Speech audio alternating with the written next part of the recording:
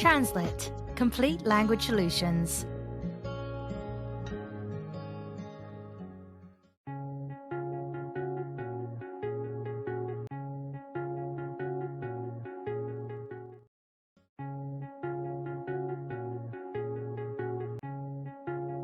Okay, hello everybody. And everybody is very welcome. Good morning to people on the other side of the world and good evening to people on our side of the world. So we hope that you will enjoy today's webinar and we will just start working through our agenda. And while I will start, Alex, I will ask you to maybe manage the participants who come into the waiting room and admit them, okay? Yep. Okay, good. Okay, so today we have a webinar and the title of it is Learn, Improve and Leverage Your Remote Interpreting Skills. Now, the agenda for the webinar, we have only 1 hour and a lot to go through, will be first an introduction to the topic, and Alex Chernenko, the CEO and co-founder of TRANSLIT, will be talking to us on that topic. Then we will go straight into the remote interpreting skills, and we'll go through how we can learn and improve those skills and how we can leverage them then, obviously, to improve our business. At the end of the webinar, we'll go through Q&A, questions and answers. So if you have any questions coming during the presentation, you're welcome to send them to us through chat feature, but we will take them at the end of the webinar. And then we'll just make a conclusion, see whether there are any outstanding issues, and hopefully we'll be finished sharp as promised at 6 o'clock. So I'm going to stop sharing my screen and pass you over to Alex for his presentation. Well, without further ado, again, you're very welcome. And if you can nod your head, if you can hear me okay on the other side, if there's no delays in audio or video. Well, again, thank you for joining. In case if we run over, just we might stay longer, provided you don't have any other commitments. So if you run over 1 hour, there is no hard deadline from our point of view, and you're more than welcome to stay in if there's more questions coming. I will be talking about future of interpreting, and I put this slide on purpose because it's inspiring, and I think at this difficult time of the world, we need a little bit of light and we need a little bit of inspiration and motivation. For some of you who don't know what TRANSLIT does and you've never dealt with us before, I'll just give a very quick overview of the company. We are based in Ireland. We've been a classical language service provider for 10 years. We've always been focusing on the interpreting. Like many other agencies, we do translation, localization services, but interpreting has been our focus. We have 2 ISO certifications, and as of last November in 2019, we actually launched an interpreting management platform, which is a marketplace and a tool for translators, interpreters, agencies to work together. It has quite many useful features. I'll just run very quickly through them.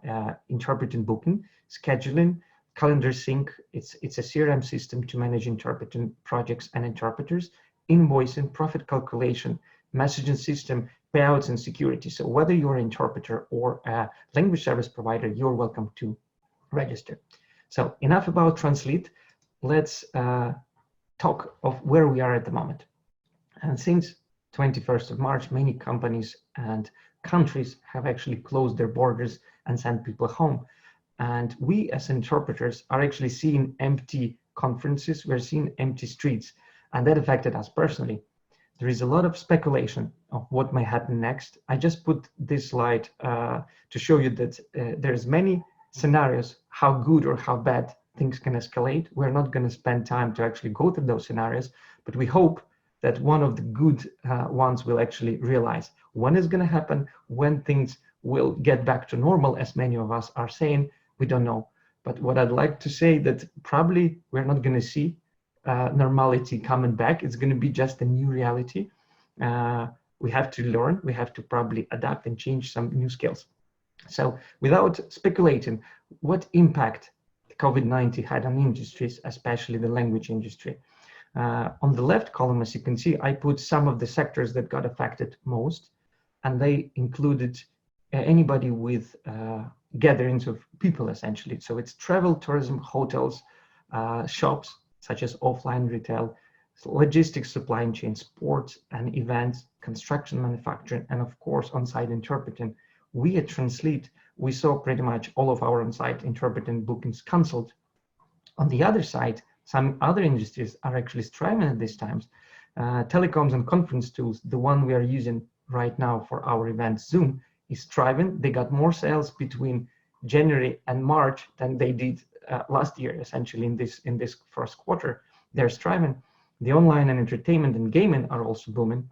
Online e-commerce, again, Amazon just announced that hiring 100,000 people. That was the first hiring round. Now they're getting another 70,000 people hired because essentially they cannot cope with the demand. Home delivery services, healthcare and pharma, of course, they're also now working on the medicine. Online education and learning, people are selling more courses now than they did before. And the last but not the least is remote interpreting. That's the trend we are seeing right now. I'm not sure if you came across this, but there was an official research done in China on the 27th of February, and it was done in Beijing Language and Culture Institute. So they already managed, between January and February, they conducted a survey of all the language service providers in China. And they, at that time, they showed already 62% decline. What we're seeing now is probably 95% decline in the on-site interpreting. And that's the reality. So what we're going to do now, are we going to sit and just wait until we are allowed back in courts, until we are allowed back in those business meetings, or do we actually try something new? We try to consider remote interpreting. And that's why we are actually doing this webinar.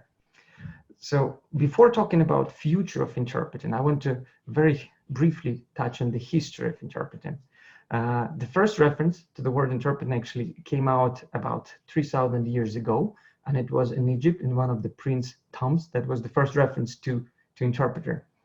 Let's fast forward to the recent term, when actually the first remote interpreting came out to life. It started in 1957, but it was just trying things out when the phone systems were working, when the sign interpreting came out, when the television came out, and it was up until late 1973 when the first government, it was actually an Australian Immigration Service, they adopted phone interpreting systems.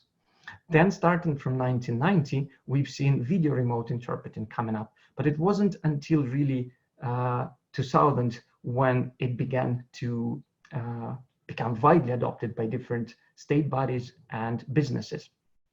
And the popularity actually came out after 2011. The term on-demand interpreting kicked in about 2014. Then when the companies such as Interprefy appeared, and there was a couple of other American and Australian companies. And what we see that Europe is a little bit lagging behind, but it's actually Australia, Canada, and United States that are taking the lead of on-demand video and remote interpreting. They're kind of leading by example. And just 2 years ago, in 2018, we started seeing actual standards for distant interpreting and remote interpreting. Up until 2018, people were trying it, companies were providing remote services, but there was no really a set of guidelines. So in 2018, we started seeing those guidelines published by different official organizations such as International Association of Consulate Interpreters and Council of Language Access Coordinators. And we are seeing now distance interpreting also adding in the next ISO standards for interpreting services. So this slide illustrates kind of how the remote interpreter progressed. First, we had TV when we had a sign interpreter on the screen. Then we had an introduction of booth with the connection to phone systems, with connection to video. Then we've seen these devices and iPads being distributed to some of the hospitals. And recently we are seeing now actual mobile devices being used for the remote interpreting. So why remote interpreting actually gain in popularity? COVID-19 just helped to accelerate this process. But businesses and state bodies have been looking at remote interpreting for a while. Of course, it's saving time and money. And if you dig it a little bit more, there is no travel cost involved. We interpreters, we spend sometimes more time getting to an assignment and coming back from it rather than the actual doing assignment. With remote interpreting, there is no need for expensive equipment. When you're looking at it, some distant locations, they may not have actual access to interpreters on the ground. But if it's done remotely, the interpreter can connect from any location in the world. Right now, we have people from pretty much, I don't know how many, 20 countries, different countries joining us. And that is actually possible after 2011. Before that, people wouldn't have the freedom of actually joining online events. It's 24/7, so interpreter could join from Asia or China or down Africa during the daylight. So even if the event happens at night, the interpreter could join from another country. And of course, it's fast and on demand. Hospitals had issues in the past when they had to call interpreters and they would take 2 hours to get to a location. Now they can press a button and somebody would join within seconds, if not minutes. And as you can see, this little message, we got it from one of our interpreters who just came in from a local police. We call police Garda in Ireland. And he refused to attend further assignments because there was no safety rules in place. Police doesn't have enough protective equipment. And that's what we see now. So safety is actually another thing why remote interpreting can be adopted at these times. So what is common in terms of remote interpreting? We've seen devices, iPads, but this is a picture that probably illustrates of what might happen in the next couple of years. Virtual reality is gaining a lot of popularity and people are immersing themselves. It's probably not going to happen within the next 2-3 years, but it's a trend that in addition to the picture, we're going to have the actual interpreting coming through the audio. This screen talks a little bit more. Now, one of the computer games is actually started adding guided tours inside the computer game.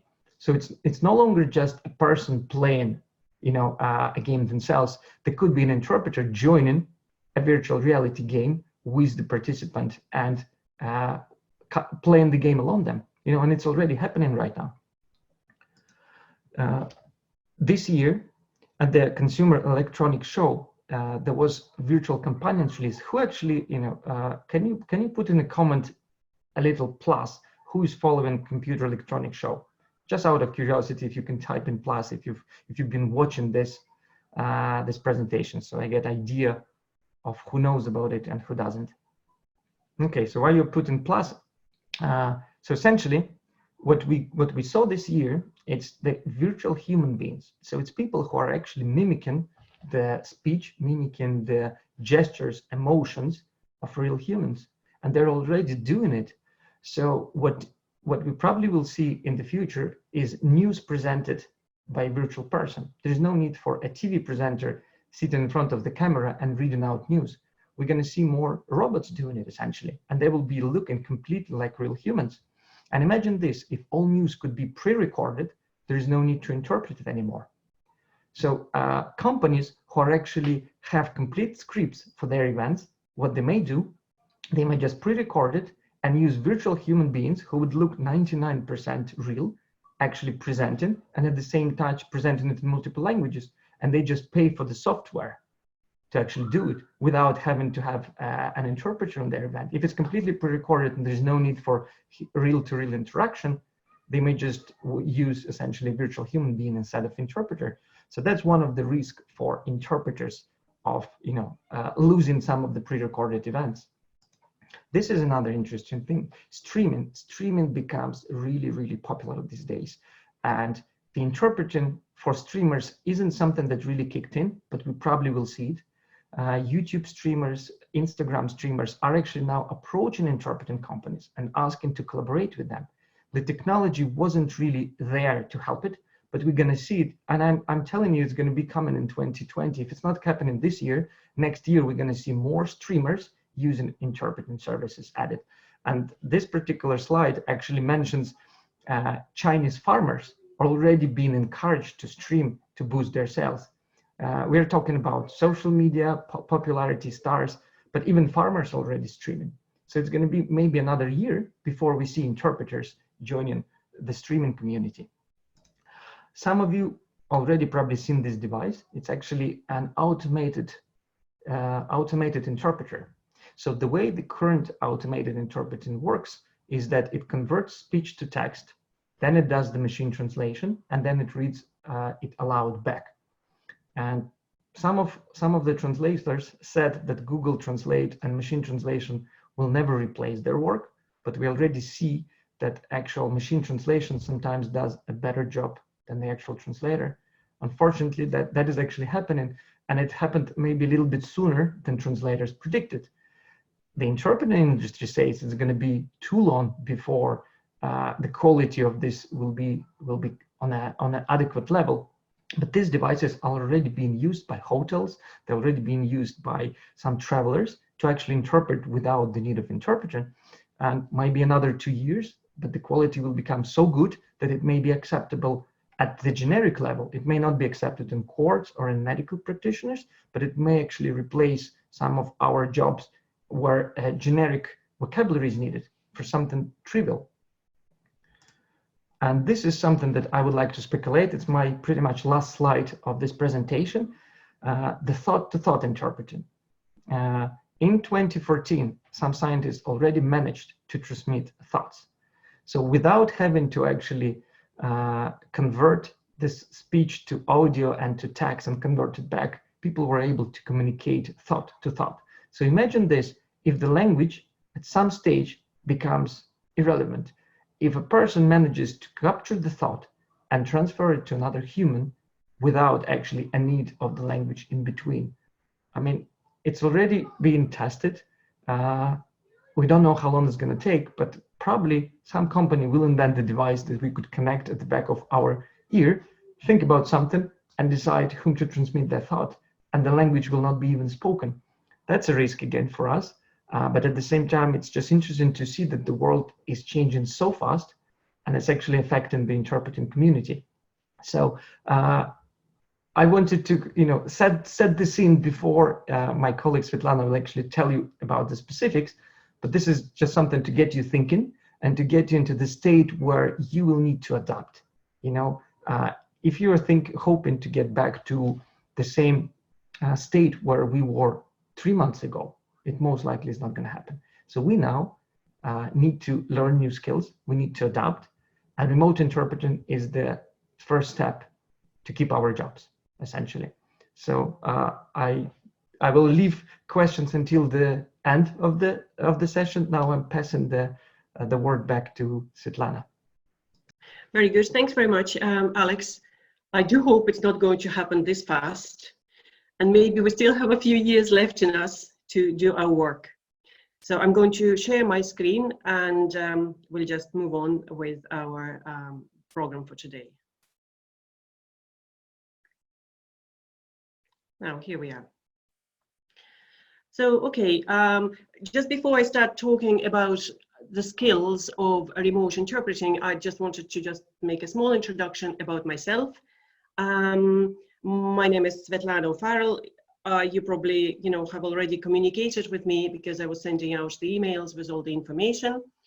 I'm the language talent manager with TRANSLIT, but I'm actually a professional interpreter and translator. I am a certified translator. I have done interpreting in simultaneous settings, remote settings, and I have many years of experience in that area. In fact, I was thinking today to my first experience of simultaneous interpreting, and it happened in 1992. And for 3 days, I single-handedly interpreted a conference in Shannon Airport in Ireland between Russian and Irish aviators. I didn't know that in simultaneous interpreting, you were supposed to have a friend sitting with you in the booth. And I didn't know that things were not done the way, the way I approached them, but it was baptism by fire. So a lot has happened since that time, and I just hope to be able to share some of my experience with you today. Now, so today we want to answer a number of questions, okay? And they are mostly, what are the specific challenges of remote interpreting? Not just interpreting, but remote interpreting. How can we address these challenges? How can we work with our client, whether you're an interpreter or whether you're an agency? How do we work with a client to make sure we set up our remote interpreting assignment in the best possible way and everything goes smoothly? So before I continue, I also wanted to show you our audience today. Thank you very much to everybody who filled in the little questionnaire. But this is what we are working with today, right? So the people who are here today, a lot of them do both consecutive and simultaneous interpreting. We have a lot of people who just only do consecutive interpreting, and we have a few agencies, and we have people who do just only simultaneous interpreting. We also have a very even split between people who are beginners, who are only starting their interpreting career, people who have some experience, maybe between 1 and 3 years, and equal portion of people who have significant interpreting experience. Interestingly, while people split, evenly between their general interpreting experience, we can see from this slide, from this information, that over 60% of people actually have never done any remote interpreting, and 35% of people have some experience in remote interpreting. Okay, and only very small 5% of our audience today are people who can feel that they are quite experienced in remote interpreting. So this split of the audience poses certain challenges for us, okay, how to cover enough details so that we answer the needs of all the groups of people who are here with us, but we'll just do our best and see how it develops. So interpreting is communication, and I beat Alex here because he was talking about 3,000 years ago. I'm actually going back to 300,000 years ago. That's the start of the human species, the Homo sapiens, who we are. And so we've been communicating for thousands and thousands of years. But the remote communication when we actually don't see each other, is a really new phenomenon. It feels like yesterday, okay? All these new things that have come in, all the new advances in technologies that allowed us to communicate remotely. In fact, if you put the human history, 300,000 years, if you jam it all into 1 year, the opportunity to communicate remotely, say through the phone, only appeared 12 hours ago. So we're in the evening of Thursday here in Ireland now. So it's like this morning when we woke up is only when the when the remote opportunity to communicate came into our experience. So because it is such a recent phenomenon, obviously there are lots and lots of books written about it. There is a huge amount of research done on it, because it is something that is quite alien to a human race, to communicate without being in the same place, without being physically close to each other. And interestingly, all of this research and all of these books, they agree that there are very specific challenges that come with any type of remote communication. And the first one is lack of rapport. We as humans, we are very intuitive. Even before we start talking to people, we feel them, okay? We know how to talk to somebody, if they feel grumpy, if they feel happy, and we communicate with them and build this ability to communicate efficiently by feeling what's going on. Obviously, if you're not connected to this person, if you're not in the same room, it's very hard to feel what's going on. And because of that, it's hard to communicate. This inability to feel communication brings uncertainty. And all the different, again, pieces of research show that in distant communication, in communication where people are not next to each other, the people repeat themselves again and again. They reformulate what they say several times because they actually are not sure, are they being understood? Are they being heard? So a communication that can take maybe 2 minutes if you're talking to a person face to face can take much longer if we're talking on the phone, or even if we are communicating via video, because certain amount of communication is lost when we are not with each other. So, and obviously in any type of remote communication, the next challenge is technology. If we are not communicating face to face, we are communicating through some type of technology. And, you know, we don't know how the technology is going to behave in every particular case. And it can really create problems for us. So remote interpreting is communication that is remote, but it is also made even more difficult through the fact that it is communication in different languages through a facilitator, okay? Remote interpreting has lots of different fancy names, and you might have heard about OPI, which is over the phone interpreting, VRI, video remote interpreting, RSI, remote simultaneous interpreting. These are all things that have come in instead of on-site interpreting, OSI, as as was common before. But the reality is remote interpreting is any remote interpreting job when at least one of the parties is not physically in the same location as the other party or parties. So you can have interpreter, speaker, and audience in 3 different places, or they might be in many places, like today. Say if we had interpreting in our webinar, we have people all over the globe, really. So interpreting in this event is what we call remote interpreting. And challenges of remote interpreting is just the fact that because of its multilingual nature and facilitation necessity, it actually amplifies all the challenges that remote communication brings in. Just 1 second.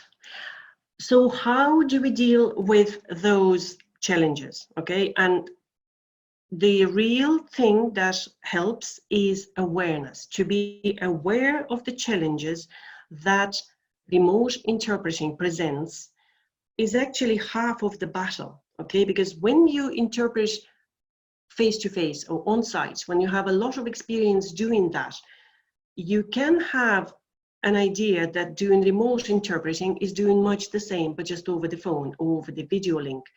Actually understanding that it's not the case and that very different challenges present themselves is half of the solution to the problem. So let's have a look what skills we can learn, or we can develop and improve to deal with this uncertainty that is brought in by the necessity to interpret and communicate remotely. This is a little chart which is, it's a very common one. You see it in many publications. It's created in 70s by a professor in America, and it just shows the parts of communication. Anytime when we communicate, 55% of communication is visual. It's this thing about seeing the other person, feeling and knowing what's going on, okay? Another 38% is vocal communication.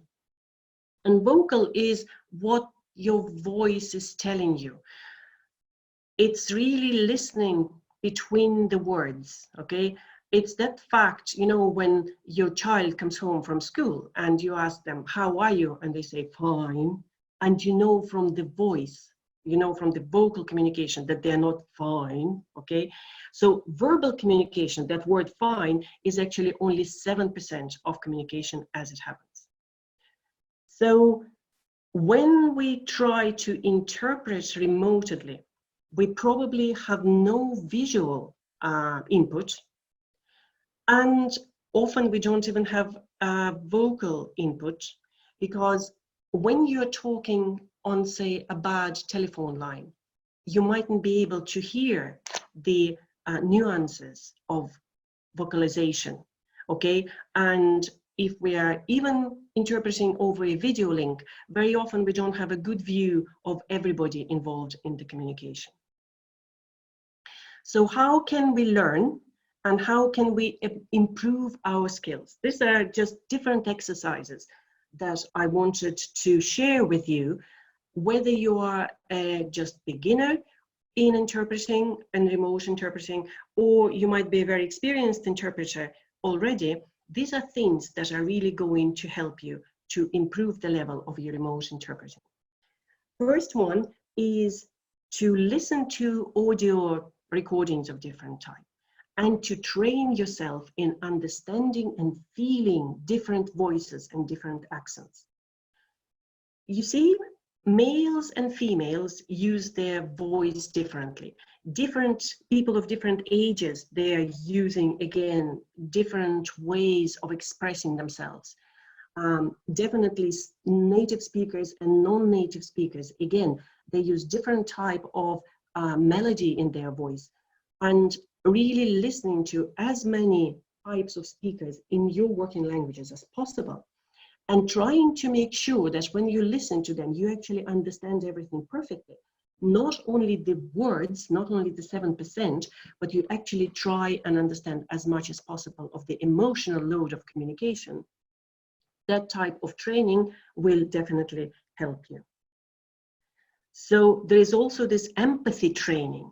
When you are listening to a tape, and again, you know, it's better to just do it through some audio channel, maybe listen to a podcast of any kind. And as you are listening, as an interpreter, as a linguist specialist, okay, try to detect paralingual content. And paralingual is non-lingual, okay, so again, non-verbal. So try and say, okay, I can hear empathy in this voice, or okay, I can hear this person is very cold about what he's speaking about. You know, try and hear in the voice of people different emotions. And not only hearing them, but actually try and copy them in your other working language. So it is an exercise, but you know, as interpreters, we constantly have to improve ourselves and to work on our technique. So doing this, trying to actually detect the emotional content and trying to copy it is a very useful thing to do. So you'd know that many interpreting courses, they introduce actually an acting training, okay? Because you have to be an actor. Even when you are sitting in a booth and maybe miles and miles away from the people who you are interpreting for, you still have to be able to express, again, that non-verbal part of the communication that you want to deliver. One interesting thing to do is to observe people who interpret sign language, because they are exactly the people who use this particular training and this particular technique to huge advantage, okay? They have to make gestures and, you know, take certain postures to be able to interpret properly. So again, in your own training, when you're trying to improve the way you approach remote interpreting, do Google for some acting training and acting exercises. They're all over the internet. You know, there's lots and lots of them on YouTube. Just really understand that to some extent you're an actor, you're a facilitator in communication, and doing acting exercises is going to be helpful. So obviously, apart from the remote interpreting training, which is very specific, being on top of your interpreting skills in general is also necessary, okay? Because you'll never be a very good remote interpreter if you're actually, you know, an average interpreter as such. So do use all those trainings that are normally introduced for interpreting. You can do a lot of training monolingually. So if you're just about to go into a session to interpret, whether it's remote or non-remote, it's actually a very good exercise for your brain and even for your tongue to listen to, say, a podcast and in the same language try to retell it, to summarize it, to punch the most important points in that podcast. So you're helping yourself to prepare for the forthcoming assignment. You always, again, have to work on terminology. Try to do exercises by, again, going and watching any video and interpreting the videos as they go on. So you're more or less interpreting them either instantaneously, simultaneously, if you're a conference interpreter, or even pausing a video and interpreting the piece that you've just listened to. That also develops your own skills, which would be very useful for interpreting. And obviously, if the theme is specific, if there's any specialization involved, then go and find videos about that particular topic and try and interpret those. So the other thing that interpreters do to improve their skill is when you actually listen to the video in a faster speech than it is, than normal, so that you practice how you can grasp the meaning of the video quickly, because you need to reformulate that communication in your working language then later on. Okay, so just speed up the video and hear yourself or try to grasp the main points again.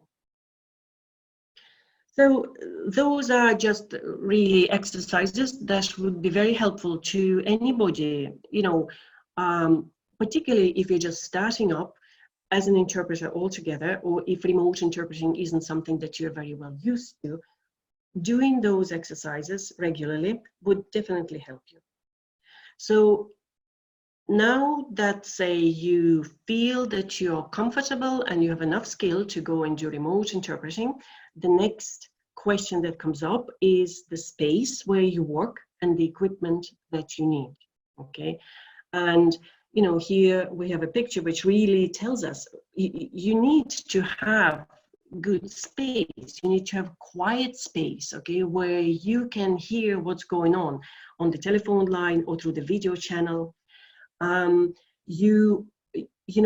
If you're preparing for a big conference, a big remote interpreting event, you really need to find out what's going on around you. You don't want your neighbors to start big repairs and drilling through the walls on the day of your remote interpreting conference, okay? So be aware of your environment and of your space, and if need be, if you're not sure what's going on around you, we are now stuck in homes, with dogs and children and neighbors and whatnot. So just make sure, if the call is to have a really quiet space where you can concentrate, you need to find a place like that. Equipment-wise, certain things are definitely very important. Good quality is important, okay? The good quality of your computer, of your laptop that can actually carry the load of video streaming and audio streaming, so that you can actually, you'll probably have your platform running on it, the simultaneous interpreting, say, platform running on it. There might be videos, might be documents. So make sure that it's not some old, laptop that is not capable of coping with that type of load. Internet connection is very important. Generally, it would be recommended that you have a landline Ethernet connection, fiber internet or something of that kind, because they are considered to be more reliable. So the chances of everything just disappearing off the screen and things collapsing in the middle of the conference are reduced. And obviously, like in this picture, we have a man with two computers. Often you do need two, because again, on one you can be watching the proceedings during the conference, while on the other you actually have your platform, your interpreting platform that you're using, and you run it through it. Good earphones. Many interpreters talk about earphones with the inbuilt shock absorbers. The audio shock absorbers, like that's important to protect your hearing. And normally we talk about the need of your headpiece to be USB 1, because that is a stronger connection than just ordinary jack from the the old-fashioned one, which is an analog device and mightn't be able to cope with, again, with the load that is happening. So that's just the very brief introduction to the space and equipment that you need. Even the phone. Say if you're working as a remote interpreter and you find that you do a lot of over the phone interpreting, make sure your working phone is good, good quality, good sound. And if you do a lot of over the phone interpreting, you might find that you need to have a special phone dedicated to that. So, high quality screens are very important as well, because obviously if you can't see, if you can't hear, there's no good, you can't interpret. And as I have here, a backup is important in case something really goes wrong, so that okay, if my laptop crashes in the middle of the conference, here's another device I can use. Okay, so once you have all your hardware and you know how to use it and it's good quality, next thing is to be acquainted with different remote conferencing platforms. Depending on your client or on your agency, different platforms will be used, and it's important that you know how different they are, how to work with them. So just spend your time, go through them, check them out.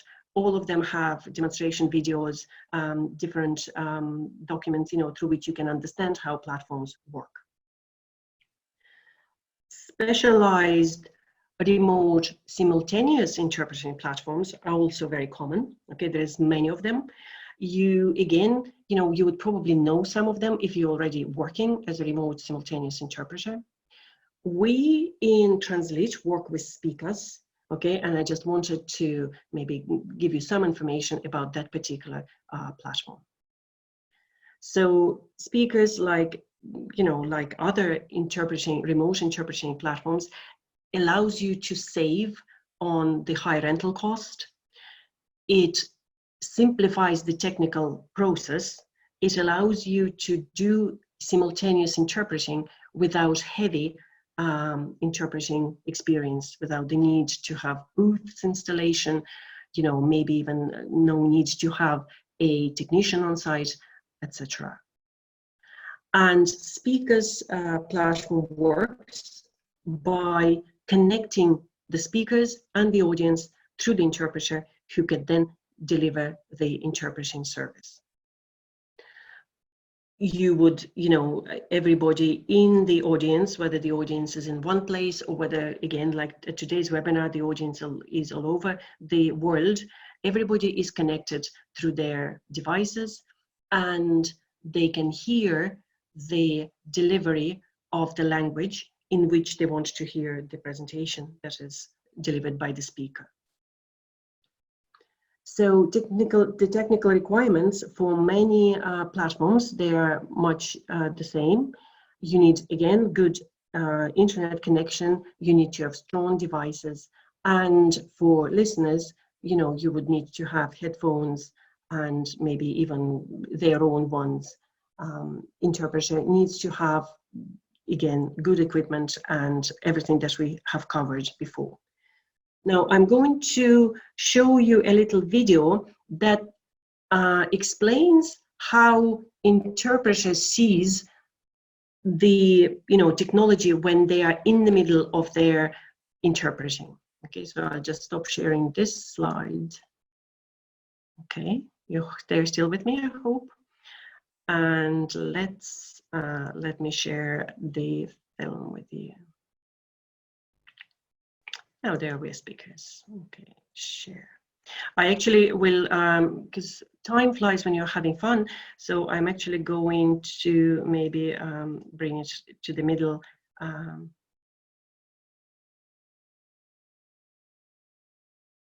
Okay, so here we will see the experience that interpreter has, okay, when they're working with this platform. And press enter.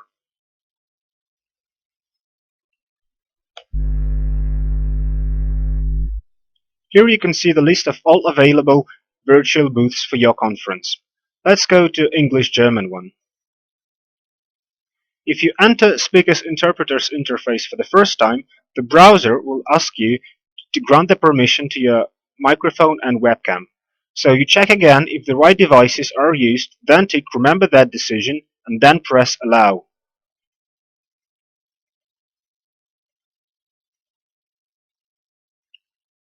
The first thing you see here is the video feed from the stage. By default the sound is enabled, but you can always mute it. Simply move your mouse to that area and press the dynamic icon in the upper right corner here. The icon will appear as a crossed dynamic icon. If the video feed from the stage is lagging or lost, please press this purple refresh button. Now let's move to these black squares here. That's the video feed from your roommates, other conference interpreters in your virtual booth. By default, your video feed is disabled for them, but you can enable it by pressing the C button here. Also, by default, you can hear everything they say, and they can hear everything you say, even if you are not on air. You can change it by pressing the dynamic icon here and the microphone icon here. If, for example, your colleague's voice disrupts you or you don't want them to hear what you say. Now let's move to the main control buttons. Here you can switch interpretation channels. The active channel appears in red. Once you press on air, everything you say is streamed to the audience. If you want to cough or make a sip of coffee, please press and hold this mute button. Please note that it only becomes active if you are on air. Here you have a chat with your roommates, and there are several hotkeys available. We strongly recommend you to agree in advance on taking and giving the interpretation with your colleague to avoid awkward situations. For some conferences, a relay function is also available. If that's your case, simply select an alternative audio feed source here. Well, that's basically all, and remember that if anything goes wrong, simply refresh the page and log into your virtual booth again. Thank you for your attention.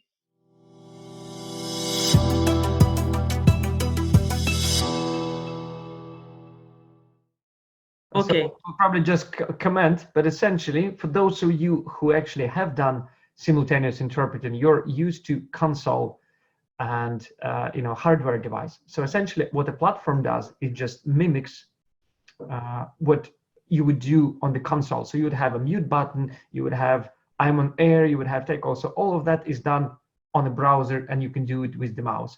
And two interpreters, they can see each other through the webcam. So the interpreters can see each other, they can see the speaker, they can see the slides, and they can take controls, they can mute themselves, they could pass it to another interpreter, they could request, or they can even send them a message. So it mimics the real communication, and it also adds the messaging and the remote capabilities. So and most of them would be doing the same thing. So that video just showed a snippet of console, but you would expect. Yeah, absolutely. Yeah, just as a simultaneous interpreter, I was surprised how much the remote setting mimicked what you get in your booth. You just have the same controls, but you have them on your on your laptop. Okay, let me go back to my presentation, and I really need to speed it up a little bit to make sure we cover important bits. And we will have time for questions. Yes, exactly. Okay. Now, So as you know, as we said, we use speakers in our work. And if you have any questions specifically about that platform, TRANSLIT is the company, you know, that you can work with or ask about any information that you might need to have to get introduced to this platform. So technology obviously brings its challenges with it, okay? And I'm unfortunately a lawyer by my other education, and I love the fact that, you know, you have to be very clear about responsibilities and liabilities that come in with technology. It is your responsibility as an interpreter to make sure that everything works okay. But there is a question of liability about what happens if everything goes wrong, okay? You have to always make sure, whether you're an interpreter or you're an agent, an agency who works on behalf of an interpreter, you need to make sure that those questions are always covered in the contract which you sign for remote interpreting assignments. Privacy issues are very important. End-to-end encryption is the rule, okay? And just make sure that whenever a remote interpreting comes in your way as an interpreter or agency, that you actually look into that particular issue. So with video interpreting, always make sure your view is good, sound and image are synced, okay? And interpreter has to give their permission, or rather interpreter has to be asked for their permission to record or to stream their work, okay? That's very important to remember. So how do we deal with the challenges of the remote interpreting? So we've learned, you know, different skills, we've learned different issues. How, as an agency or as an interpreter, we can work with all those challenges. And because we have very little time, I'm just really going to maybe pinpoint some answers. And hopefully we will have a more detailed maybe webinar to dwell into those tips, I suppose, that we can give you. So if you're a language service provider, or if you're an interpreter as well, because see, as an interpreter, you're your own agency, okay? Just be aware of the challenges that we mentioned. Make sure that you're up to date with all the technology so that you can actually advise your client or your interpreters about what's the best way to do a particular job. Always find out what's the best way of delivering remote interpreting. Maybe it's video, maybe it's, you know, special platform, maybe it's just a phone call. So be aware of options and be able to advise on them. Ensure that your interpreters know of the challenges of the remote interpreting.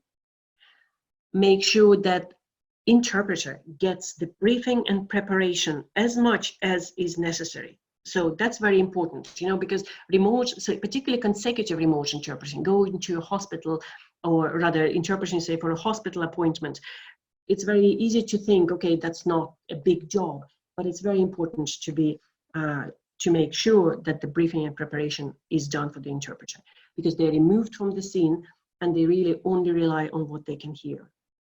Make sure the visual backup is provided to the interpreter. So if it's a consecutive interpreting on the phone, beforehand, they should get maybe on their screen or as a Word document names of people who are involved, any telephone numbers or any figures that might be discussed, so that they actually have a visual backup for interpreting. Okay, high quality technology, network links. As an LSP, always insist on that, okay? Advise your clients that this is the right way to go. And, you know, remember about this idea of gatekeepers of the conversation. When people are not in the same room, it's very hard to decide who is speaking next. An interpreter's work depends on who is speaking when. So discuss with the interpreter, discuss with the client who monitors this turn taking and who keeps the conversation moving. Okay, so the interpreter on their side, you know, to be prepared for an interpreting, remote interpreting assignment, have to, again, know that challenges are there and expect anything. That's really the most important thing in remote interpreting. Anything can happen from the point of view of technology. A new topic might come up, a new person might join, and you can't, you know, you can't really monitor or control that. wider variety of topics seems to be covered when you interpret remotely than when you're face to face. As an interpreter, you have to be very strong about giving yourself the time to deliver the message and safeguard your time. Stop people if they are rushing you or don't give you enough time to interpret. Okay, make sure you're monitoring the turn taking. You know who is speaking, even though you can't hear that person, you probably can't see that person, but just make sure you always ask, or you always, know who is talking at a particular point. Otherwise, it's very easy to confuse the message. And the main thing for interpreter, I suppose, to remember is that we are communication facilitators. We're people who are experiencing empathy to the specific, situation. And whatever the difficulties are, we're there to do our best.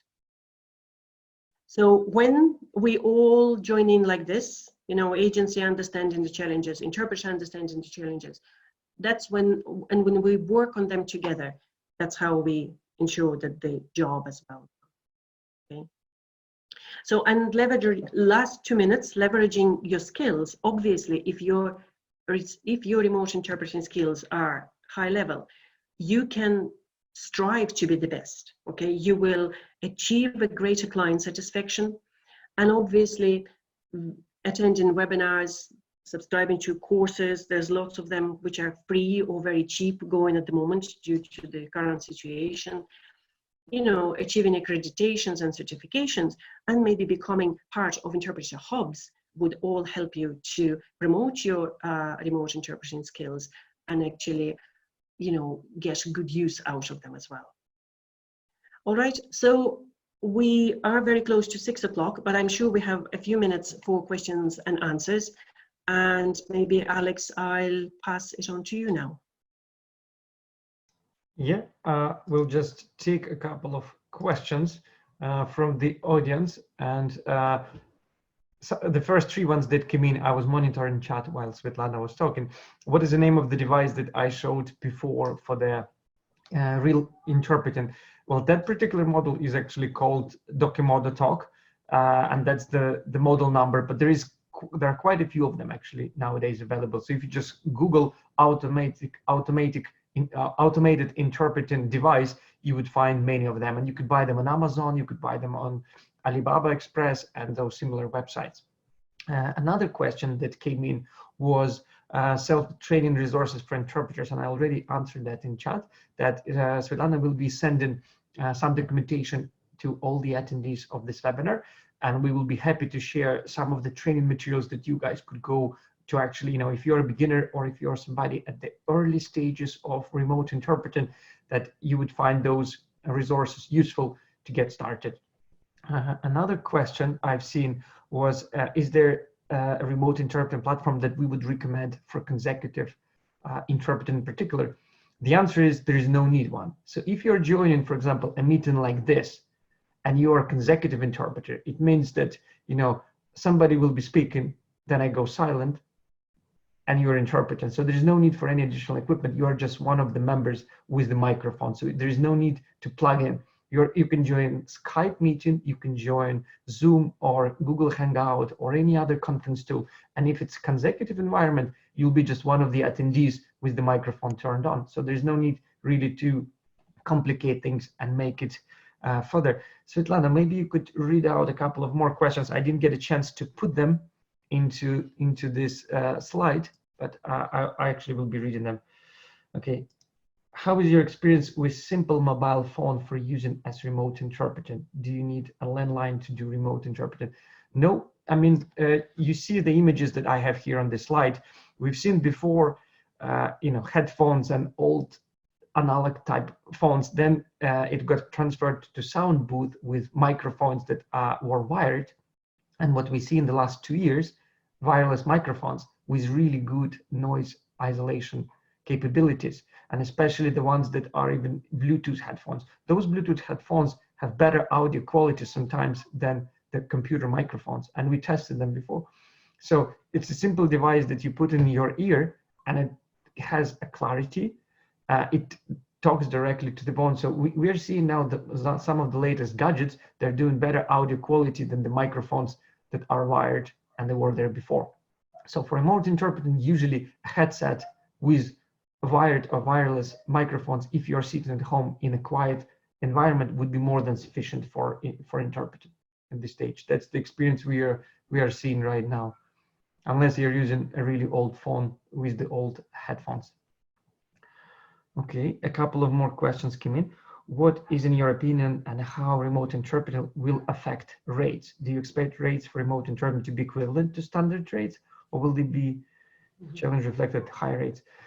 Yeah. To be honest, sorry, Alex. I've seen a lot of information coming in about that. Okay, because obviously it will be a question when we are moving to remote interpreting from ordinary interpreting, and on the one hand, there is a higher level of stress involved, you know, in interpreter delivering his services or her services remotely.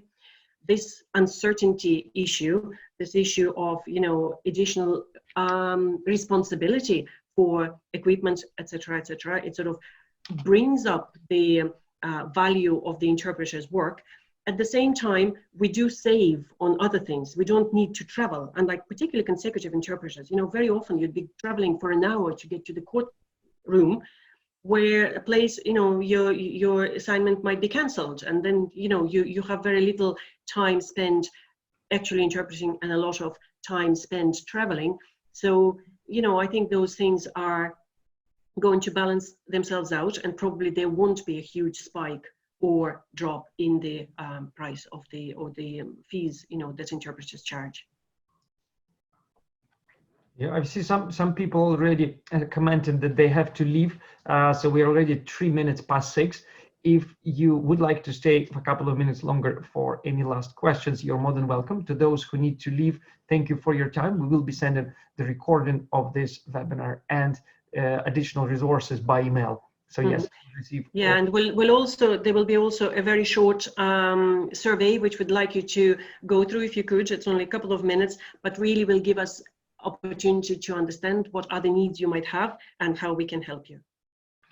And there was one comment from Prince, who just joined us and mixed up time. So Prince, don't worry, you will get the recording. You joined at the end of it, but you will get the recording. Sorry to hear that you missed it. Okay, another question came in. Does TRANSLIT check the interpreters? And this would be a question to Svetlana, who is the vendor manager. And yes, there are quality checks. We check, first of all, the interpreter's ability to interpret. And then from the technical point of view, that would be done with the project managers, depending on which tool and which setup we are using, whether it's PCAS platform or you know, Zoom or any other tool. Yes, we would run technical checks. And normally we do it not just with interpreter, we do it with the client as well, because sometimes there could be a connectivity issue on the client side. We could have everything perfect, but if client network is slow or not really working, then so we recommend doing tests between 3 parties. That would be the interpreter, the client, and if there is a manager or host, so it would be a 3-way communication essentially. Yeah, absolutely. Particularly if it's simultaneous interpreting, okay, if it's a conference meeting, you definitely would beforehand check that everything works well.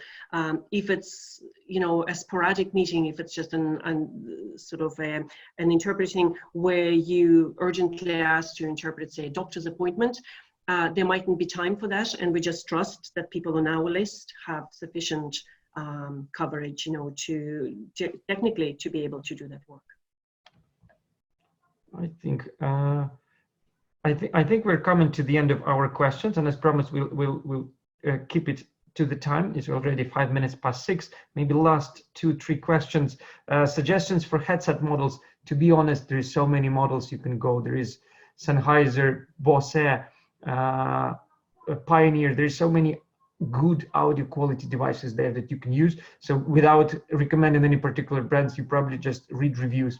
We are not sticking to one brand. It's always good to have a choice. Checklist, probably a question to Svetlana in terms of checklist for interpreting. Yeah, I'll be sending you a document.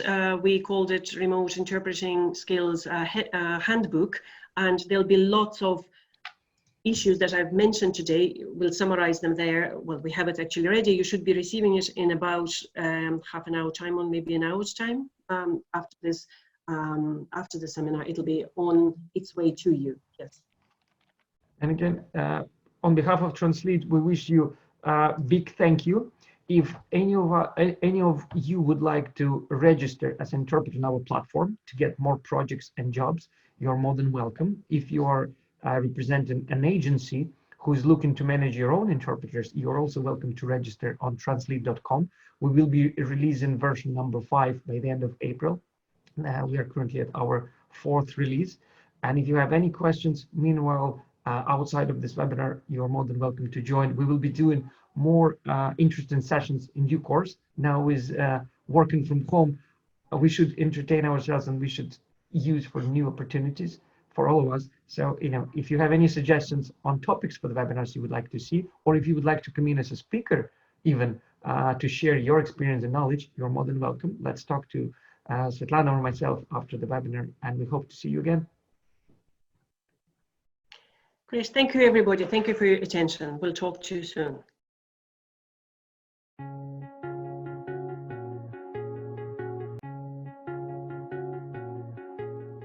TRANSLIT, complete language solutions.